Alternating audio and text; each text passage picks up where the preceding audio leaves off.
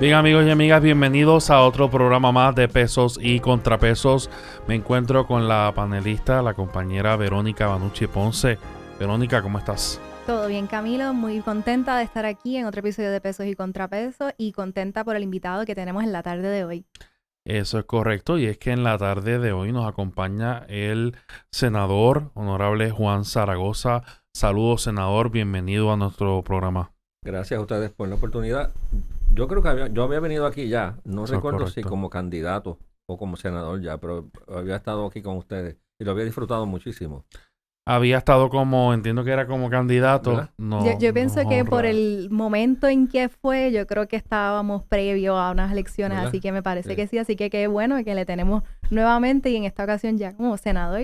Así mismo. Sí. Es un reincidente, como digo yo, Sí, residente sí. de otro podcast. Le agradecemos nuevamente la invitación. Yo creo que es muy importante los temas que vamos a discutir hoy. Pero antes tenemos que agradecer a nuestros auspiciadores. Y es que si usted tiene una actividad o algo que requiere o necesita un barista o coctelería para ofrecerle a sus invitados e invitadas, miren, usted tiene la solución. Y es que VisiBar te da la respuesta.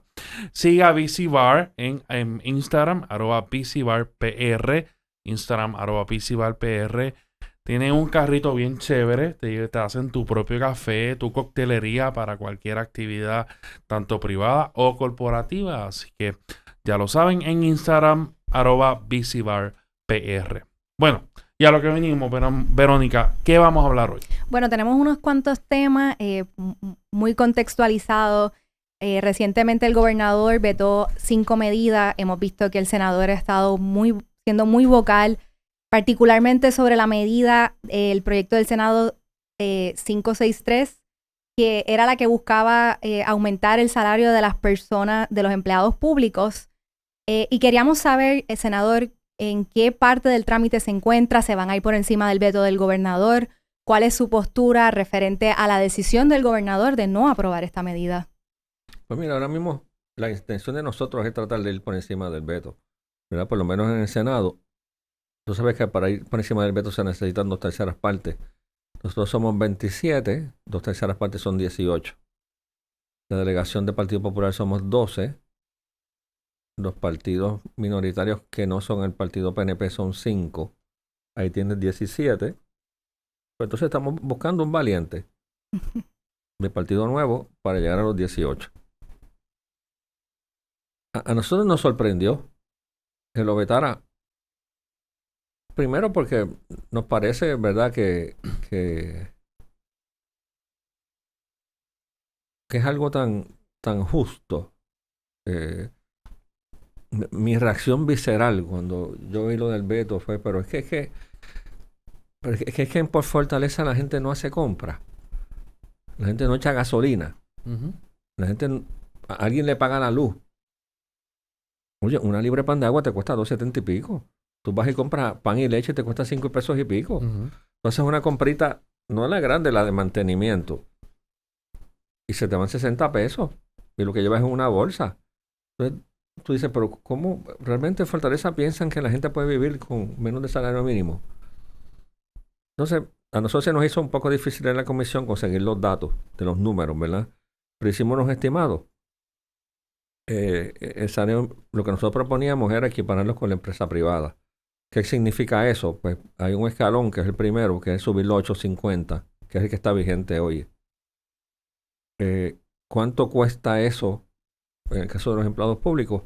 Pues hay que partir estableciendo que hay una orden ejecutiva vigente que establece que el empleado público no se puede ganar menos de 8.25. ¿Y hay empleados todavía que están? Hay empleados, se estima que son entre 10 y 15 mil en 8.25. O sea que ese primer brinco es una pesetita nada más. ¿Cuánto puede costar eso? Pues entre 5 y 7 millones y medio para un año completo. Si tú consideras una porción del año, si lo haces efectivo noviembre 1, por ejemplo, serían 7 de 12 meses, serían mucho menos. El segundo brinco, que es el de a 9.50, que es un peso ya completo, pues eso puede costar 20 y pico de millones, más el costo de la pesetita, pues ponte que cuesta 30 y pico de millones de pesos, ¿verdad? el gobernador hace dos planteamientos principales. Uno, pues, el costo, ¿verdad? Dice que está en contra del plan fiscal porque no está. Ujú. Y segundo, él nos dice que eso se está contemplando en el plan de reclasificación y Ujú. remuneración. Nosotros tuvimos acceso a la tabla que se está circulando en las oficinas de recursos humanos del gobierno, porque están estableciendo un sistema tipo empleado federal, que tú sabes que los Por empleados Como tabla, sí, grado, por que grado grado. 1. grado 1, interesantemente, los primeros 4 grados están por debajo de 850. ¿A qué Así ve- que, a- así que yo no entiendo. A mí me pareció interesante Sí. que en una entrevista que usted dio le plantearon exactamente lo que acaba de mencionar, de que el gobernador dijo que lo veta porque va contrario al plan fiscal y usted le dice, bueno, pues el gobernador le está haciendo el trabajo a la Junta, lo cual es cierto. Es como que, bueno, pues entonces que la Junta lo lleva al tribunal como está haciendo ahora con la reforma laboral Oye, y que lo demuestre. y cuando sabemos que cuando el gobernador quiere hacer algo, consigue a los chavos, ¿verdad? Nosotros lo sabemos. Entonces el gobernador lo veta. De nuevo, para nosotros fue una sorpresa. Oye, el gobernador, habían varias alternativas. El gobernador pudo haberlo aprobado, pudo haberle dado las instrucciones a FAF para que consiguiera los fondos, ponerse los guantes con la Junta, como lo ha hecho en otras ocasiones. Eh, Pudimos haber llegado a un punto medio, nos pudo haber Ujú. dicho, mira, no te lo voy a aprobar así, pero sométeme uno, por lo menos con el primer escalón. El de 850 con una pesetita, y te lo voy a aprobar que sea efectivo en noviembre 1. Pues cuesta 6, 7 millones de pesos por 7 meses de 12. Son 5 millones, 4 millones y pico. Cuando tú los repartes entre las diferentes agencias, pues son 200,000 pesos aquí, 300,000 pesos allá, que tú puedes dar la instrucción de, mira, agencia, busque los ahorros para conseguir ese dinero, ¿verdad? Claro. Otro punto interesante es que cuando él lo despacha con lo del el programa de reclasificación, ese ejercicio que se está haciendo solamente le aplica a las entidades que están reguladas por OATRH. Educación no está regulada por OATRH.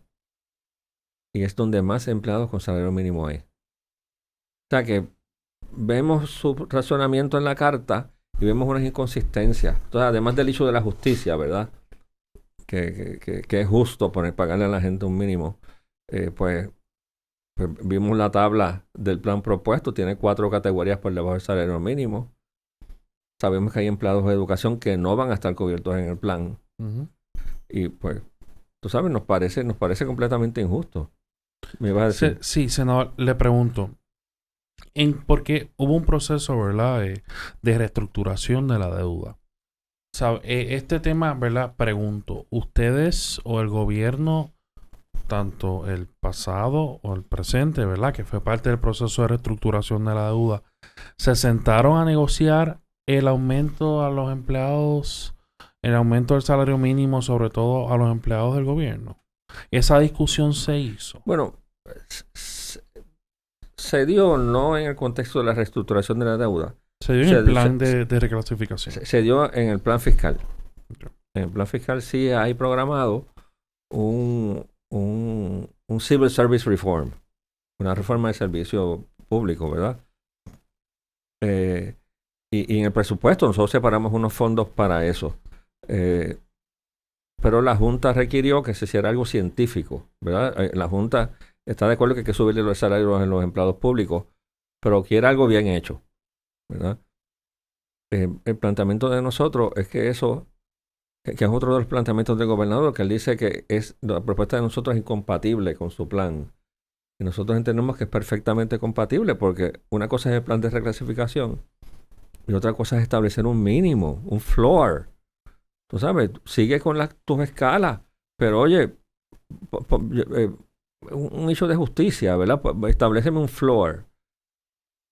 Volviendo a tu pregunta inicial, ¿qué es lo qué es lo que pensamos hacer? Pues estamos pensando someter de nuevo el proyecto Ujú.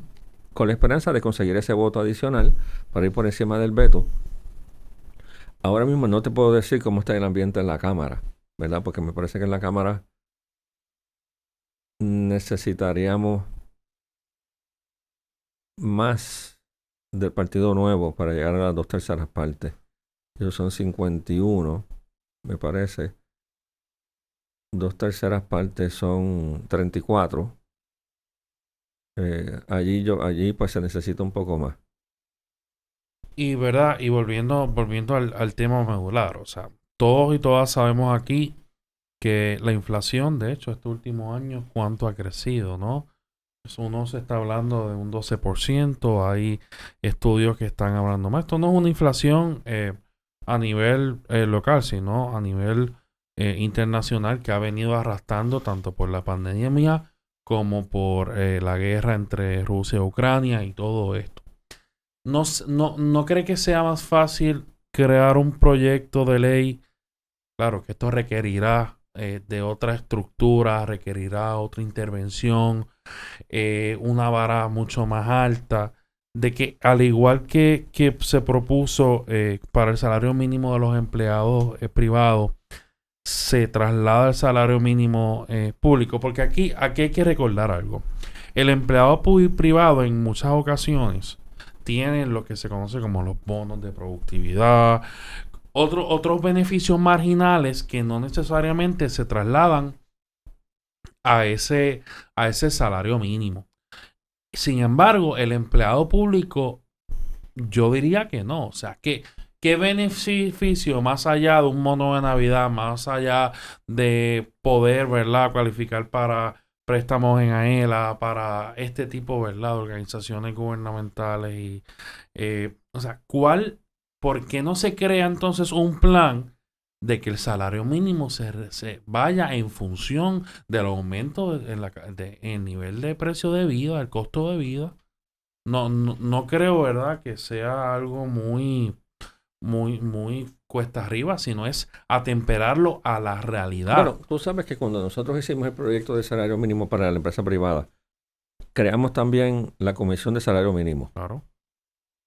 Para evitar que pasara lo que pasó ahora, que llevábamos, no sé qué, desde 2009, sin tocar el salario mínimo. Y cuando nosotros lo propusimos, la reacción de mucha gente fue, no, espera que el americano lo haga, que Estados Unidos lo haga. No lo van a hacer. ¿Qué ha pasado? No lo han hecho. Ni lo van a hacer. Porque allá la composición de los empleados de salario mínimo en su economía es mínima y no tienen la misma presión que aquí, ¿verdad? Entonces la intención de nosotros no solamente era darle ese cantazo inicial para elevar la vara, sino crear la herramienta compuesta por una serie de economistas y demás que pudiera hacer lo que tú dices. Periódicamente revisar el costo de vida y someter de forma documentada aumentos en el salario mínimo, que no pase lo que pasó ahora, ya ha pasado anteriormente, que si tú esperas 10 años para hacerlo, obviamente vas a tener mucha gente que se oponga. Como dato, el subsalario de las personas que trabajan a base de propinas no se ha revisado desde el 1991, llevan 31 años. Y que fue fijado en $2.13. Y uno de los argumentos del gobernador para vetar el proyecto de la Cámara fue que la comisión pueda atender ese tema. Vamos a ver qué pasa, porque apenas acaban de terminar los nombramientos, así que esa comisión todavía no ha comenzado sus labores, pero vamos a ver. Ahí también pudo haber habido un término medio. Oye, si algo no aprende la legislatura, particularmente en esta legislatura, ¿verdad? Porque nosotros en el Senado, como no somos mayoría, yo tengo que negociar hasta una resolución de felicitación. Yo no tengo los votos para nada, ¿verdad? Y si algo uno aprende allí es que a veces tú quieres llegar a 10, pues tienes que conformarte con 7. Lo importante es adelantar la causa. Eso, el representante Santiago Nieves, eso fue el proyecto inicial era escalonado a llegar al 100 y luego pues él bajó a 50 y 75, que fue una... Y entonces pues yo entiendo que por esa razón, como usted dice, pues él trató de llegar a un punto medio y logró la aprobación por las mayorías de los cuerpos. Y ni aún así. Y ni aún así, que eso es un poco fue fuerte de parte del gobernador, y más cuando él había dicho ya que lo iba a aprobar si le llegaba tal cual como llegó a su escritorio. Sí. Antes de pasar a otro tema, me gustaría preguntarle sobre el plan de reclasificación para los empleados. sacó un poco del aire. Esto pasó por el proceso de validación de la Junta de Control Fiscal. Bueno, es una iniciativa de ellos. Ellos ahora mismo tienen un programa piloto con el componente fiscal, Hacienda, FAF, presupuesto. Empezaron por ahí. El plan de ellos es cubrir todas las entidades que están bajo ATRH. Okay. La propuesta en su momento del gobernador era simple y sencillamente darle un aumento across the board a la gente. Claro. Y ellos pues dijeron, no, o sea, si lo vamos a hacer, vamos a hacerlo bien hecho.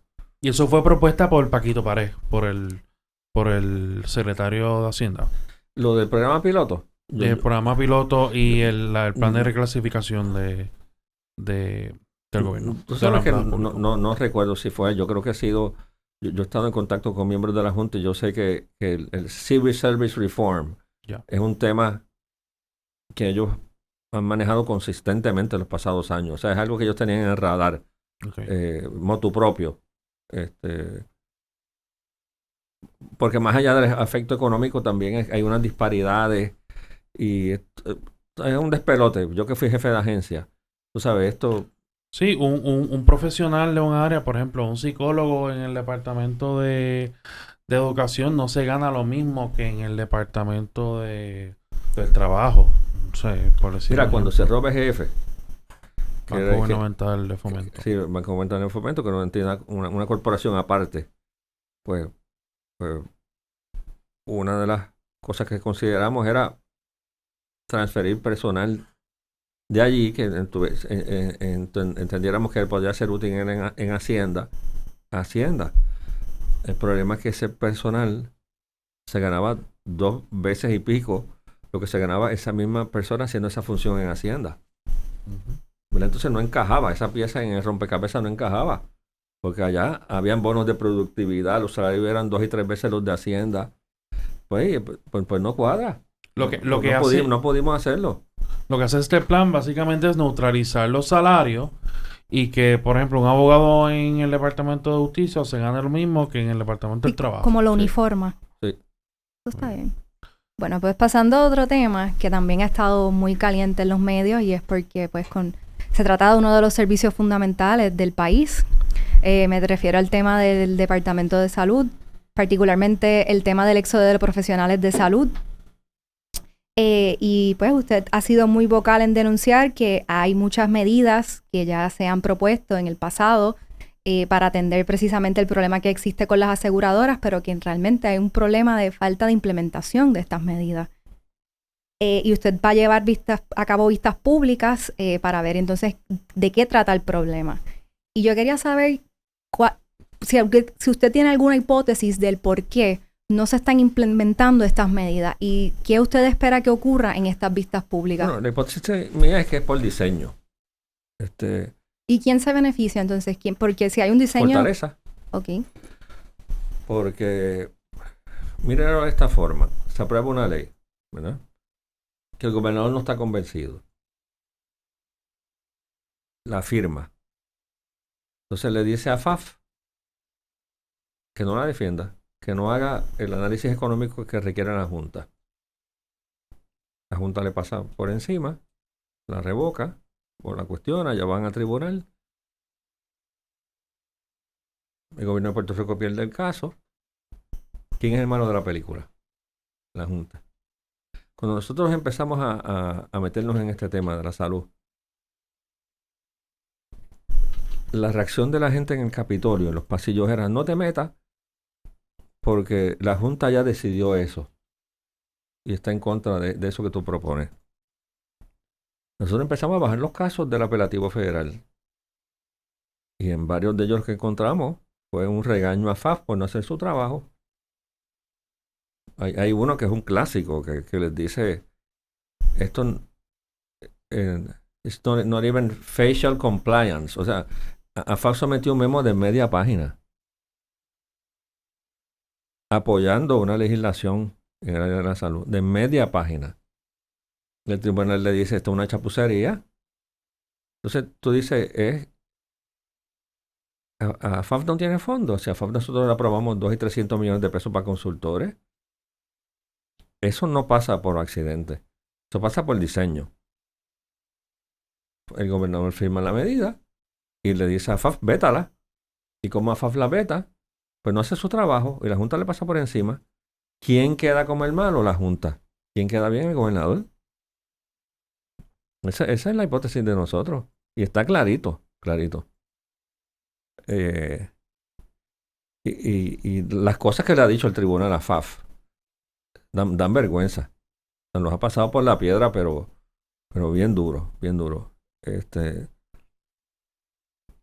Por eso varios de esos proyectos nosotros los vamos a revivir, los vamos a actualizar, los vamos a someter de nuevo. Estamos también pasando una resolución para atender la situación de AFAF.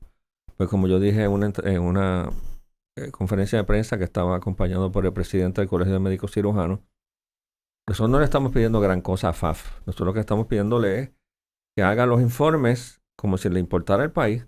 ¿Y qué rol juegan las aseguradoras dentro de todo este esquema? Las aseguradoras son el ente tóxico aquí. Claro. Oye, hay una realidad. Tú le entregas el sistema de salud a las aseguradoras y después te sorprende que las aseguradoras se comportan como tal. ¿Cuál es el negocio de las aseguradoras? Pues, manejar riesgo, manejar reclamaciones para maximizar ganancias. Entonces no te sorprenda que rechacen tratamiento, que le paguen menos a los doctores, que cuestionen tratamiento, porque esa es la forma que ellos tienen de manejar su riesgo, de limitar su exposición en las reclamaciones y de ganarse más. Pues si ese es el negocio de ellos, pregúntale nada más a todos aquellos que hicieron reclamaciones de María. Aquí yo creo que aquí se cuentan con los dedos de la mano las empresas o individuos que salieron satisfechos con sus reclamaciones por daños a la propiedad de María. Eso fue una masacre. ¿Y no han considerado... Pregúntale a las personas que tienen seguro de incapacidad. ¿Y no han considerado tratar de moverse a un sistema universal de salud? Sí, lo estamos considerando.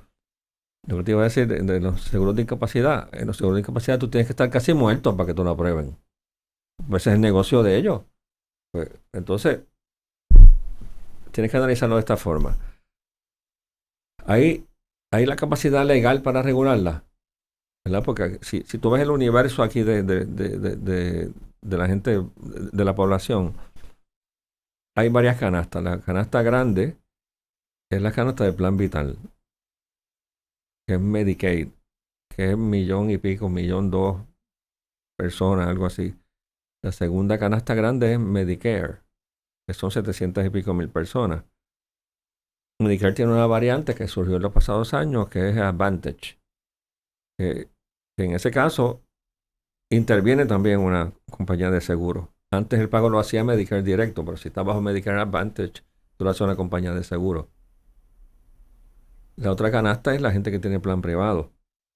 La otra canasta son la gente que tiene, los veteranos, que tienen un sistema de salud. Y la otra canasta son los que no tienen, bueno, la canasta más pequeña es veteranos. La otra canasta es los que no tienen plan médico, ¿verdad? Cuando tú lo ves así y ves que las compañías de seguro tienen una posición fuerte en el plan vital y en Advantage, porque en Puerto Rico es diferente a la mayoría de las jurisdicciones en Estados Unidos, el grueso de nuestros pacientes de Medicare eligen Advantage. 65 o 70% de nuestros pacientes eligen Advantage. En los estados de Estados Unidos no es así, ¿verdad? Pues entonces el análisis que tú tienes que hacer es, bueno, esto corre con fondos federales. Medicare, Medicaid. ¿Hay algún preemption federal que obstaculiza meterle manos a las compañías de seguro? ¿Verdad? Esa es ¿verdad? La pregunta de salida. Si no lo hay la voluntad de hacerlo, que yo creo que no la hay. Pues entonces, la opción es movernos a un sistema de pagador único, que es un componente típico de un sistema de salud universal. La gente lo usa como sinónimo, pero pagador único no es sistema de salud universal. El sistema de salud universal es algo más amplio, es algo que va dirigido a darle a todo el mundo acceso a la salud, ¿verdad? tú puedes tener un sistema de pagador único en una isla que no haya médico y no tienes un sistema de salud universal. El pagador único es el procesador de los pagos, ¿verdad? Pagador único lo que se refiere es que tienes una entidad que en muchos casos es el gobierno, en otros casos en Estados Unidos, en los estados, se usan entidades sin fines de lucro, que sacas a la compañía de seguro y pones al gobierno a ser el que recibe la reclamación y la paga, ¿verdad? Con unos coaseguros y demás para cubrir su riesgo. Pero saca del medio a la compañía de seguro. Eso es lo que se considera como pagador único. Que también la palabra único es un poco misleading, ¿verdad? Porque puede ser pagador múltiple. Lo importante es que no sea una compañía de seguro, porque aquí lo que contamina esto es que la compañía de seguro tiene un fin de lucro, ¿verdad? Y ese fin de lucro nos mueve a tener unas prácticas comerciales que afectan la cantidad de médicos, el servicio, el acceso a la salud, etcétera, etcétera. Nosotros conseguimos en este último presupuesto $1 millón para hacer un estudio sobre un plan de salud universal. Y antes de salir para acá, estaba yo dándole proofreading a la resolución que va a establecer los parámetros para el estudio. Y esperamos que ese estudio se complete, que arranque próximamente, porque ya los chavos se aprobaron en este presupuesto, y que en un término de 18 meses lo tengamos. Porque aquí se habla mucho de un sistema de salud universal, pero nadie nunca lo ha podido. Yo sigo al exgobernador Alejandro García Padilla en las redes y él hablaba a favor de, y le preguntaban, bueno, ¿y por qué no lo hizo bajo su gobierno? Y él decía un poco como que, bueno, pero es que también hay que considerar que yo estaba bajo un gobierno en quiebra y que no, quizás no habían los fondos para eso. Tal vez, pues, sí, ahora debamos entonces tratar de movernos aprovechando la coyuntura de la insatisfacción de la situación con el éxodo de los médicos y tratar de buscar una solución, pues, a largo plazo. Y tal vez, pues, esa sea una opción. Sí, claro. Eso no es una varita mágica tampoco, ¿verdad? El problema de los médicos, y nosotros hemos tenido docenas de reuniones en los pasados meses. Yo le he pedido a los muchachos en la oficina que lo vean como un pipeline. Desde que es estudiante de medicina, la residencia, el momento cuando acaba su residencia y decide para dónde se va, el esfuerzo que hacen para entrar a la red de proveedores de los planes médicos y que muchos de estos planes médicos cierran las redes. Y hay que atender puntualmente cada paso de eso. De acuerdo.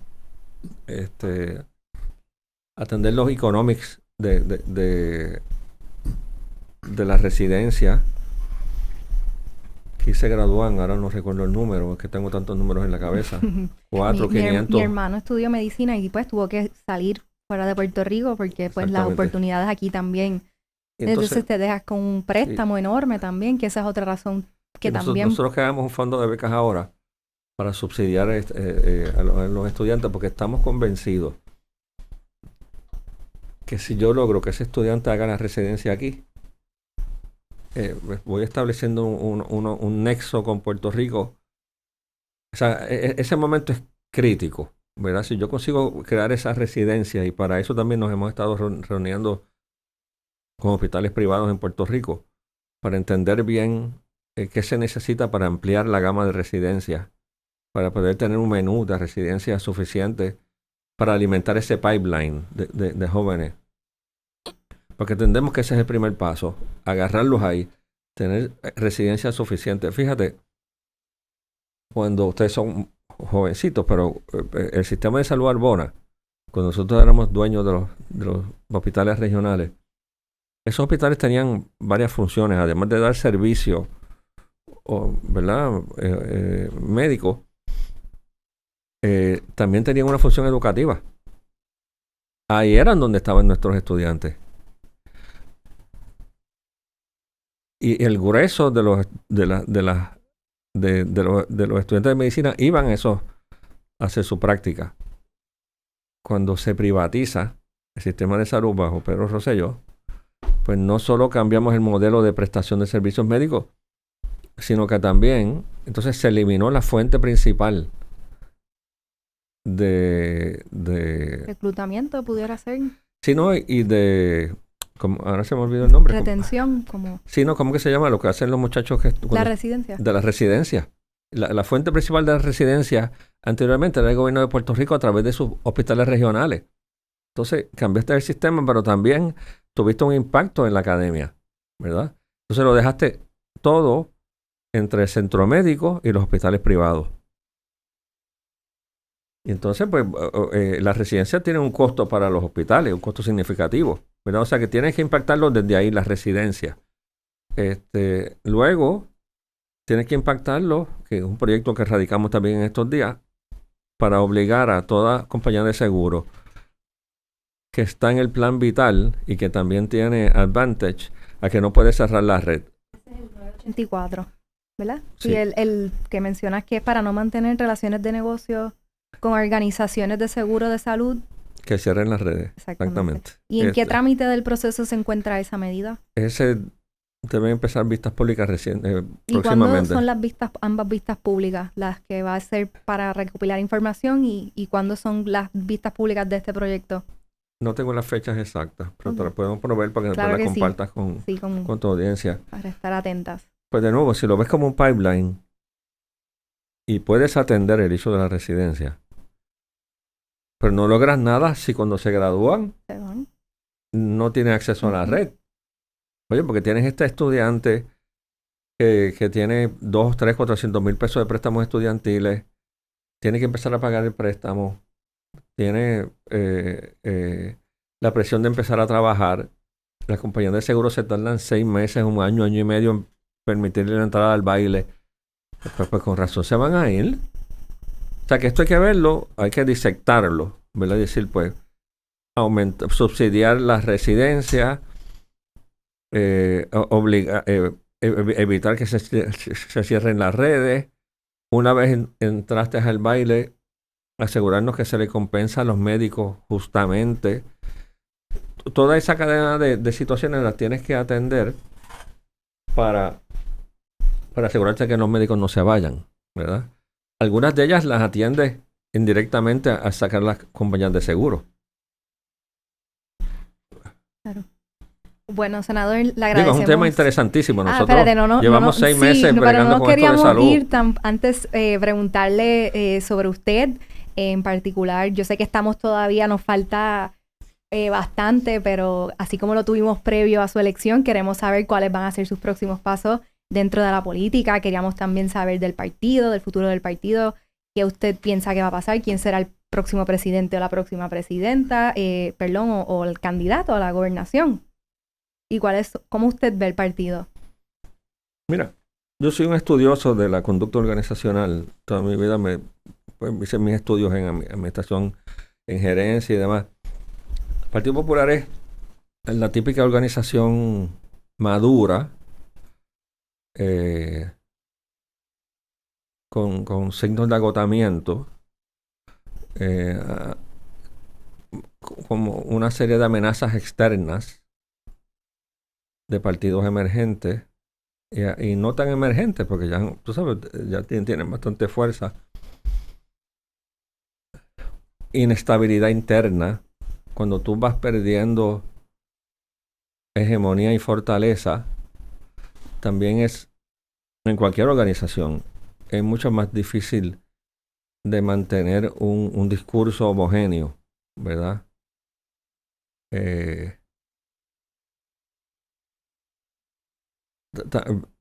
También el Partido Popular tiende a ser un partido bastante nostálgico. El reconocimiento y darle valor a tu historia es muy importante, pero no te puede servir como lastre, ¿verdad? Yo siempre, con la gente que hablo del tema, le doy el ejemplo de Kodak. La compañía Kodak, que fue una compañía que democratizó la fotografía, y digo democratizó porque la fotografía a principios del siglo XX era un lujo, no solamente los ricos. Por eso las fotos viejas que tú ves es de esta gente con todas estas ropas. Porque los ricos son porque los ricos eran los únicos, sí, ¿verdad? Sí. Kodak fue la que democratizó la fotografía. Pero yo no sé si ustedes saben que en Kodak fue que se desarrolló la fotografía digital. Ujú. Y hay esta historia famosa de que fueron a la junta de directores. Esta persona dentro del Departamento de Research y Development de Kodak a plantearle a la junta de Kodak moverse de la fotografía de papel a la digital y la botaron como bolsa de allí. Le dijeron, no. El presidente le dijo, la gente siempre va a querer las fotos en papel. Así que no te voy a dar el funding. La desarrollaste, te felicito, pero archívalo. Porque la fotografía digital no tiene futuro. Porque nosotros somos Kodak. Las oficinas de Kodak eran como un museo, ¿verdad? Todas estas fotos antiguas, ellos padecían del virus de la nostalgia. Ellos estaban convencidos que como ellos fueron los que inventaron básicamente la fotografía, pues ellos no tenían que evolucionar. Pues acabaron yéndose a la quiebra. Y la persona y la tecnología digital se le license a Apple. Ya tú sabes el resto de la historia. Y de hecho, Kodak se fue a la quiebra y Apple mira dónde está. y de hecho Pero hay- sí, para seguir con lo del Partido Popular. no, y es en la misma línea, ¿no? Hay una filosofía y hay argumentos que dicen que Luis Muñoz Marín decía que no era para toda la vida. Esa era su visión del partido, ¿no? Yo creo que el Partido Popular, ¿verdad? Tiene varias filosofías, ¿no? Están los estadolibristas, están los soberanistas, pero que hay un argumento muy popular que es que deben unir esfuerzos para definir, ¿no? Lo que realmente qué es lo que busca, ¿no? El Partido Popular frente a la nueva realidad. Usted mencionaba ahorita el cambio radical de Kodak, ¿no? Aquí hay un cambio radical social, un cambio radical en todo el sentido de la palabra, democrático y sobre todo... Y entonces todo... y ser un partido maduro y tener estas amenazas internas y externas y ese grado de nostalgia no es necesariamente malo. Todo depende de cómo tú uses eso, ¿verdad? Ujú. Si lo usas para hacer un proceso de introspección y de transformación, es lo que yo creo que debe pasar en el partido. Esto mismo de la justicia social. ¿Cómo se define justicia social en el tiempo del Internet? En el tiempo de que ya los muchachos no tienen lombrices, porque no van descalzos a la escuela, ¿verdad? ¿Cómo se define justicia social en el siglo XXI? O sea, hay que actualizar el mensaje. Los compañeros dicen, ¿verdad? Esto es fácil de decirlo, tenemos que volver a nuestras raíces. Pero ¿cuáles son esas raíces? ¿Verdad? ¿Cómo tú actualizas esas raíces al siglo XXI?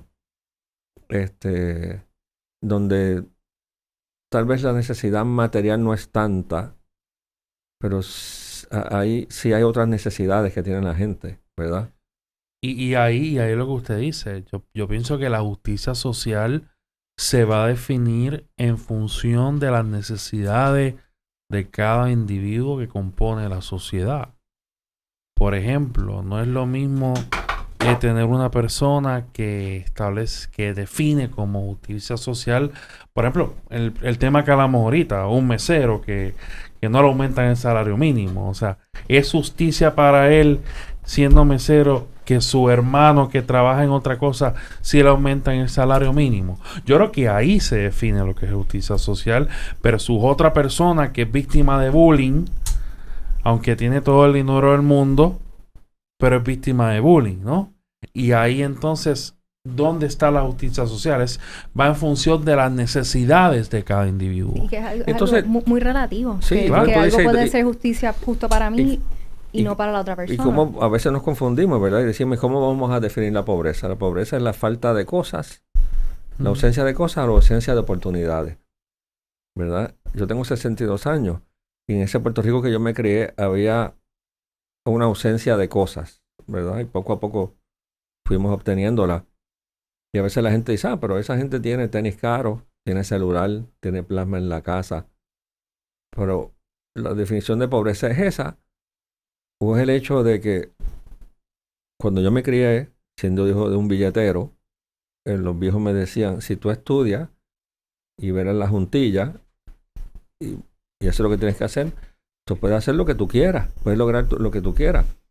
Ese discurso, ¿es posible hoy? Es que hoy día yo digo que a veces somos parte de la generación más preparada y con menores oportunidades. Exactamente. Entonces, ¿cómo vamos a definir justicia social? ¿Dándole más cosas a la gente o creándole más oportunidades a la gente? ¿Verdad? Es un tema interesantísimo, profundo, tanto desde el punto de vista social como desde el punto de vista organizacional, ¿verdad? Los partidos políticos no son muy diferentes a una corporación. O sea, tienen sus amenazas internas, externas. En cuanto a la otra parte de la pregunta que yo voy a hacer, pues yo tengo dos opciones: o me quedo en el Senado o corro para la gobernación.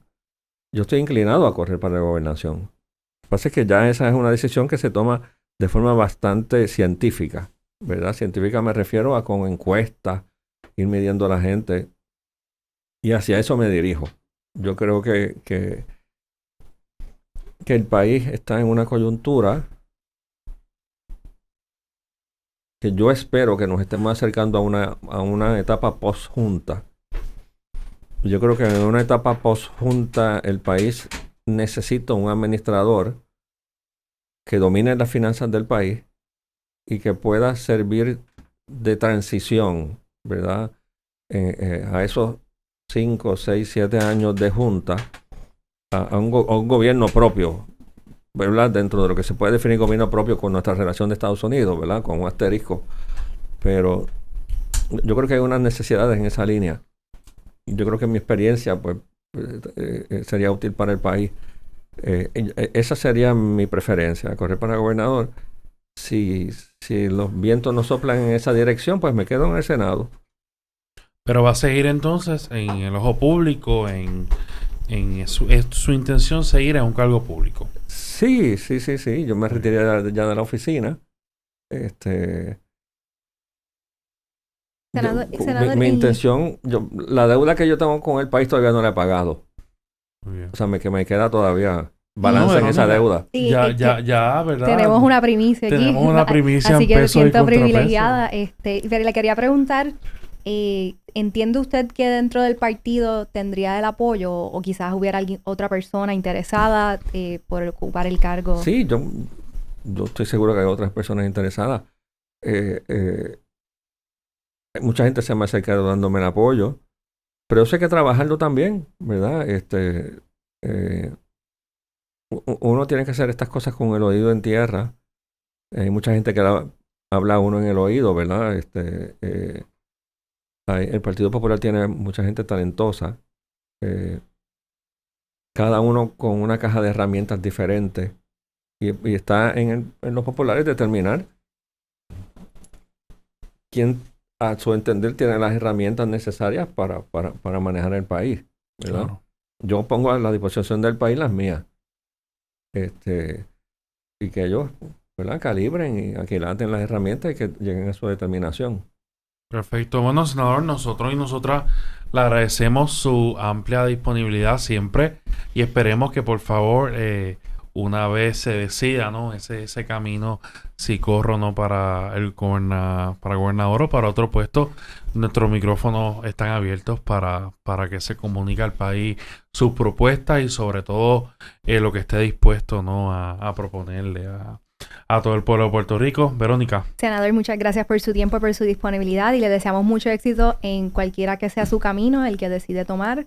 Y sabes que cuenta con nuestro apoyo, nuestros micrófonos están siempre abiertos. Muchísimas gracias por la oportunidad. O sea que esto es un sequel. A la tercera parte viene por ahí.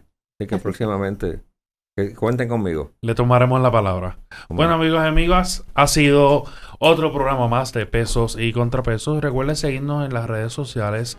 En Instagram estamos en @pesos y contrapesos PR, Facebook Pesos y Contrapesos, Twitter @pesos PR. Y sobre todo, agradecemos nuevamente a los auspiciadores, a BC Bar, que siempre nos apoyan en nuestros programas. Así que ya lo saben, amigos, esto ha sido Peso y Contrapeso. Será hasta la próxima.